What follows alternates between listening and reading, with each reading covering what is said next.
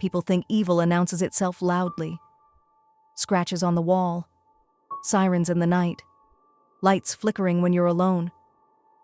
But evil is quieter than that. Sometimes, evil clocks in on time. Sometimes, evil folds your laundry. In Palm Haven Estate, Lagos, people like to believe they lived above problems. Gated compound, security, clean staircases, nice balconies. But what no one admits is this: buildings remember, especially places where grief stayed too long.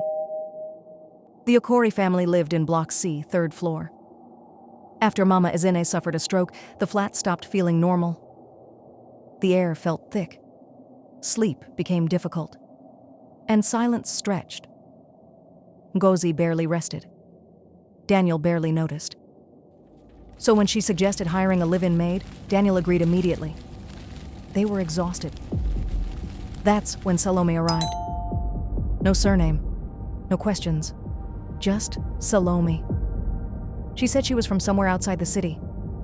Spoke softly, moved carefully, smiled without showing her teeth. And somehow, she already knew them. She called Daniel by his full name, used Ngozi's childhood nickname, greeted Mama Ezine with her maiden name, even mentioned the dog they buried behind the estate dumpsters 3 years earlier. When Daniel asked how she knew all this, Salome smiled and said, "People talk more than they realize, sir." He laughed. He shouldn't have. Salome was perfect. Too perfect. The first night she slept in the flat, something changed. The random estate noises stopped being random. Pipes knocked with intention. The walls felt alert. Salome cleaned every corner, especially the spare room Daniel never entered.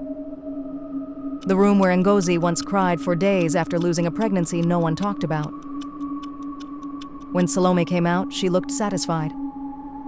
And the flat felt lighter. Too light. Ifunanya stopped playing loudly. She started whispering at night, talking to someone. One evening, Mama Ezine heard her say, "I don't like the stories you tell."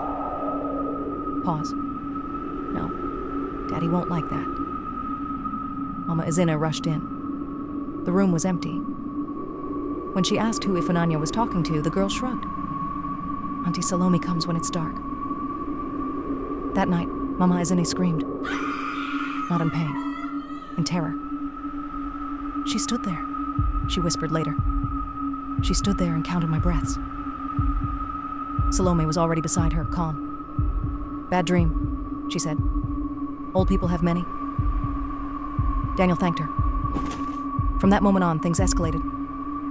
Photos turned face down. Doors closed on their own. Mirrors held reflections too long. And Salome? She never slept.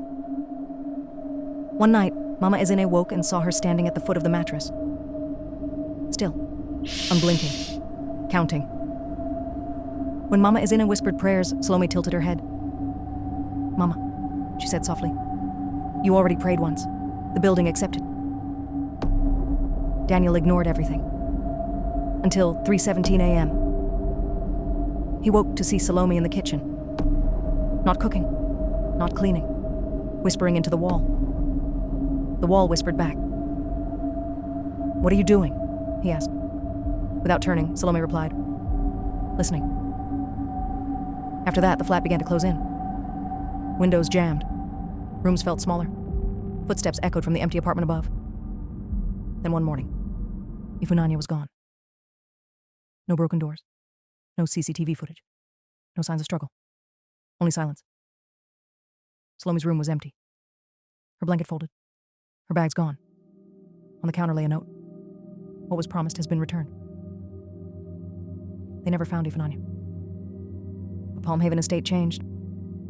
Neighbors said Block C felt full again.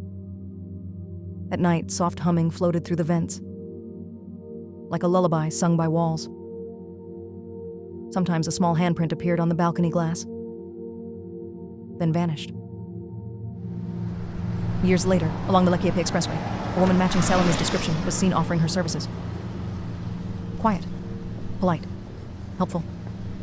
She said she was looking for work in an estate where sorrow had stayed too long.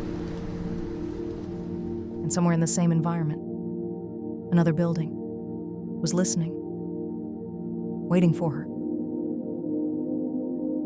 How long would it take before she found another victim?